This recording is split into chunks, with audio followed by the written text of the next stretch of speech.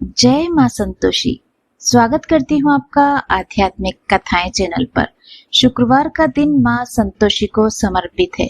जो माँ संतोषी संतोष, सुख, शांति और वैभव की देवी है। संतोषी माता उन सभी भक्तों की सदैव रक्षा करती है जो उन्हें सच्चे मन से पूजते हैं। संतोषी माता को व्रत करने वाले इस दिन एक कहानी अवश्य सुनते हैं। तो चलिए आप हमारे साथ और कहानी को अंत तक ध्यान पूर्वक सुनिए। एक बुढ़िया थी, उनके 7 बेटे थे। 6 कमाने वाले थे और एक कुछ भी नहीं कमाता था। बुढ़िया 6 की रसोई बनाती, भोजन कराती और उनमें से जो कुछ जूठन बचती वह 7वें को दे देती थी। एक दिन वह अपनी पत्नी से बोला, देखो मेरी माँ का मुझ पर कितना स्नेह है। वह बोली, क्यों नहीं होगा, प्रेम वो आपको सबका जूठन खिला के जो प्रेम दिखाती है। उसने बोला, ऐसा नहीं हो सकता। जब तक मैं अपनी आंखों से न देख लूं, मैं मान ही नहीं सकता कि मेरी माँ ऐसा कुछ कर सकती है। कुछ दिन के बाद एक त्योहार आया। घर में 7 प्रकार का भोजन और लड्डू बने। वह जांचने के लिए सिर दर्द का बहाना बनाकर एक पतला सा वस्त्र सर पर ओढ़कर रसोई घर में ही सो गया। वह कपड़े में से सब देखता रहा। सब भाई भोजन करने आए। उसने देखा, माँ ने उनके लिए सुंदर आसन बिछाया, हर प्रकार का भोजन रखा और उन्हें बुलाया। वह देखता ही रहा। जब सारे भाई भोजन करके उठे तो माँ ने उनकी जूठन थालियों में से उठाई, लड्डू के टुकड़े उठाकर एक लड्डू बनाया। जूठन साफ करके बुढ़िया माँ ने उसे पुकारा, बेटा 6 भाई ने भोजन कर लिया, तू कब खाएगा? वह कहने लगा कि माँ, मुझे भोजन नहीं करना, मैं विदेश जाना चाहता हूँ। माँ ने बोला, कल जाना चाहता है तो जा, नहीं तो आज ही चला जा। यह कहकर वह घर से निकल गया। चलते चलते उसको अपनी पत्नी की याद आई। वह गौशाला में कंडे थाप रही थी। वो उसके पास जाकर बोला, हम जावे प्रदेश, आवेंगे कुछ काल, तुम रहियो संतोष से धर्म अपना पाल। उसकी पत्नी ने बोला, जाओ पिया आनंद से, हमारो सोच हटाए, राम भरोसे हम रहें, ईश्वर तुम्हें सहाय। 2 निशानी आपन देख धरु में धीर, सुधी मधुरी हमारी बिसारियो रखियो मन गंभीर। वह बोला, मेरे पास तो कुछ भी नहीं है, ये अंगूठी है, सो ले लो और अपने कुछ निशानी मुझे दे दो। उसकी पत्नी ने बोला, मेरे पास तो कुछ भी नहीं है, यह गोबर से भरा हुआ हाथ है। यह कहकर उसकी पीठ पर गोबर के हाथ की एक थाप मार दी। वह वहां से चल दिया और चलते चलते दूर देश पहुंच गया। वह एक साहूकार की दुकान पर पहुंचा। वह जाकर साहूकार से बोला, भाई मुझे कुछ नौकरी पर रख लो। साहूकार को भी जरूरत थी, बोला रह जा। लड़के ने पूछा, तनख्वाह क्या दोगे? तब साहूकार ने कहा कि काम देखकर ही दाम बताए जाएंगे।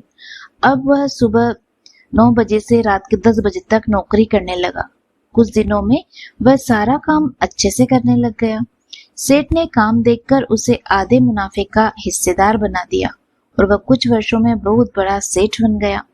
मालिक सारा कारोबार उस पर छोड़कर वहां से चला गया। उधर उसकी पत्नी को सास ससुर दुख देने लगे। सारा घर का काम करवाकर उसको लकड़ियां लेकर जंगल में भेजते। घर में आटे से जो भूसी निकलती उसकी रोटी बनाकर रख दी जाती और फूटे नारियल की नारेली में पानी देते। एक दिन वह लकड़ी लेने जा रही थी तो रास्ते में बहुत सी महिलाएं संतोषी माता का व्रत करती हुई उसे दिखाई देती है।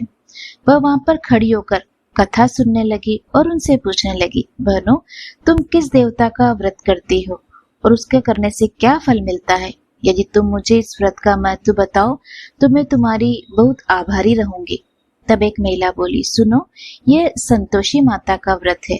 इसे करने से गरीबी का नाश होता है और जो कुछ भी मन में हो उससे संतोषी माता की कृपा से अवश्य मिलता है। महिला बोली, 1.25 आने का गुड़ चना लेना, प्रत्येक शुक्रवार को निराहार रहकर कथा सुनना, मनोकामना पूर्ण होने पर उद्यापन करना। रास्ते में लकड़ी के बोझ को बेच दिया और उन पैसों से गुड़ चना लेकर माता के व्रत की तैयारी करने चली। सामने मंदिर देखकर पूछने लगी कि यह मंदिर किसका है। सब कहने लगे कि संतोषी माता का मंदिर है। यह सुनकर माता के मंदिर में जाकर माता के चरणों से लिपट गई और विनती करने लगी कि मैं अनजान हूँ, मैं व्रत का कोई नियम भी नहीं जानती। मैं दुखी हूँ। हे माता जगत जननी, मेरा दुख दूर करो। मैं आपकी शरण में हूँ। माता को बड़ी दया आ गई। उस दिन शुक्रवार था। शुक्रवार बीता ही दूसरे शुक्रवार को उसके पति का पत्र आया और तीसरे शुक्रवार उसके पति ने उसको पैसे भिजवा दिए। यह देख जेठ जिठाने का मुंह बन गया और उसको ताने देने लगे कि अब तो इसके पास पैसा आ गया है, अब ये बहुत इतराएगी। बेचारी आंखों में आंसू भरकर संतोषी माता के मंदिर चली गई और माता के चरणों में बैठकर रोने लगी। रट लगाती हुई बोली, माँ मैंने पैसा कब मांगा था? मुझे पैसे से क्या काम? मुझे तो अपना सुहाग चाहिए। मैं तो अपने स्वामी के दर्शन करना चाहती हूँ। तब माता ने प्रसन्न होकर कहा, जा बेटी तेरा स्वामी आएगा। यह सुनकर खुशी खुशी घर जाकर काम करने लगी। अब संतोषी माँ भी विचार करने लगी कि इस भोली भाली पुत्री को मैंने कह तो दिया कि तेरा पति आएगा, लेकिन आएगा कैसे? वह तो इसे स्वप्न में भी याद नहीं करता। उसे याद दिलाने के लिए मुझे ही जाना पड़ेगा। इस तरह माता उस बुढ़िया के बेटे के स्वप्न में जाकर कहने लगी, साहूकार के बेटे सो रहा है या जागता है? साहूकार के बेटे ने कहा, सोता भी नहीं जागता नहीं, कहो क्या आज्ञा है? माँ कहने लगी, तेरा घर बार कुछ है कि नहीं? वह बोला, मेरे पास सब कुछ है माँ, बाप, बहू, क्या कमी है? माँ बोली, भोले तेरी पत्नी घोर कष्ट उठा रही है। तेरे माँ बाप उसे परेशानी दे रहे हैं। वह तेरे लिए तरस रही है, उसकी सुध ले। वह बोला, माँ मुझे पता है, पर मैं जाऊं तो जाऊं कैसे? माँ कहने लगी, मेरी बात मान। सवेरे नहा धोकर संतोषी माता का नाम ले, घी का दीपक जलाकर दुकान पर चला जा। देखते देखते सारा लेन देन उतर जाएगा, सारा माल बिक जाएगा।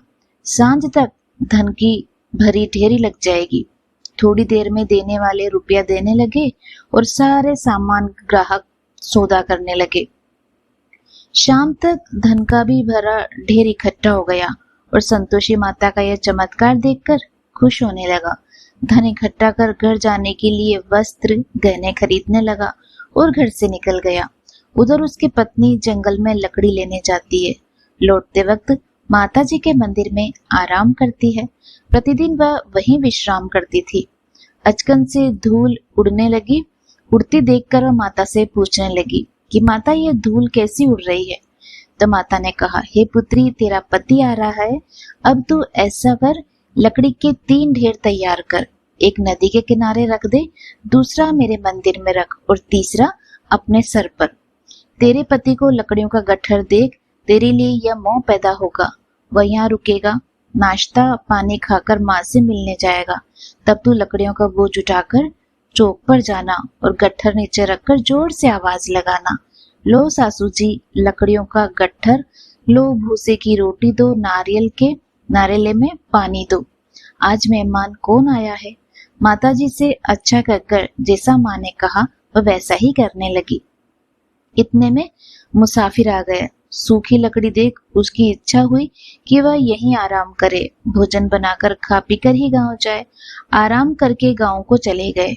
उसी समय सिर पर लकड़ी का गट्ठर लिए वह आती है। लकड़ियों का बोझ आंगन में उतारकर जोर से आवाज लगाती है, लो सासू जी लकड़ियों का गट्ठर लो, भूसे की रोटी दो, आज मेहमान कौन आया है? यह सुनकर उसकी सास बाहर आकर अपने दिए हुए कष्टों को भुलाने के लिए कहती है, बहू ऐसा क्यों कह रही है? तेरा मालिक आया है, आ बैठ, भोजन कर, कपड़े गहने पहन। उसकी आवाज सुन उसका पति बाहर आता है। अंगूठी देख व्याकुल हो जाता है और माँ से पूछता है, माँ ये कौन है? माँ बोली, बेटा ये तेरी बहू है। जब से तू गया है तब से सारे गांव में भटकती फिरती है, घर का कोई कामकाज नहीं करती, 4 पहर आकर खाती है। वह बोला, ठीक है माँ, मैंने इसे भी देखा है और तुम्हें भी। अब दूसरे घर की चाबी दो, मैं उसमें रहूंगा। माँ बोली, ठीक है। अब दूसरे मकान की तीसरी मंजिल का कमरा खोलकर उसने सारा सामान जमाया। एक दिन राजा के महल जैसा ठाट बाट बन गया। अब क्या था, बहू सुख भोगने लगी। इतने में शुक्रवार आया। पति से कहा कि मुझे संतोषी माता के व्रत का उद्यापन करना है। पति बोला, खुशी से कर लो। वो उद्यापन की तैयारी करने लगी। जेठानी के लड़कों को भोजन के लिए कहने गई तो उन्होंने कहा, ठीक है। पीछे से जेठानी ने अपने बच्चों को कहा कि भोजन के वक्त खटाई मांगना, जिससे उनका उद्यापन ही सही न हो। लड़के गए, खीर खाकर पेट भर गया, लेकिन खाते ही कहने लगे कि हमें खटाई दो, हमें खीर नहीं खानी है। यह कहने लगे तो उसने कहा खटाई नहीं दी जाएगी, ये तो संतोषी माता का प्रसाद है। लड़के उठ खड़े हुए, बोले पैसा दो। भोली बहू कुछ जानती नहीं थी, उन्हें पैसे दे दिए। लड़के उसी समय इमली लेकर खाने लगे।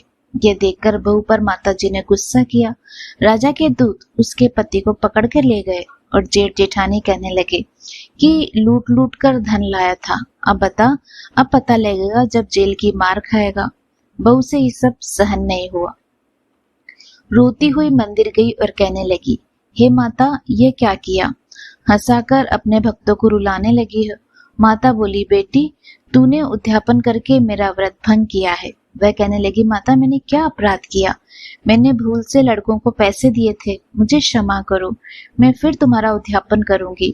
माँ बोली, अब भूल मत करना। वह कहती है कि अब भूल नहीं करूंगी। अब कैसे आएंगे? माँ बोली, जा, तेरा पति तुझे रास्ते में आता हुआ मिलेगा। वह निकली तो रास्ते में उसे पति मिला। उसने पूछा, कहाँ गए थे?